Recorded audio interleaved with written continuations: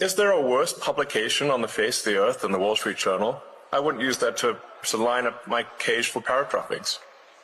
That newspaper is the worst newspaper in the world. If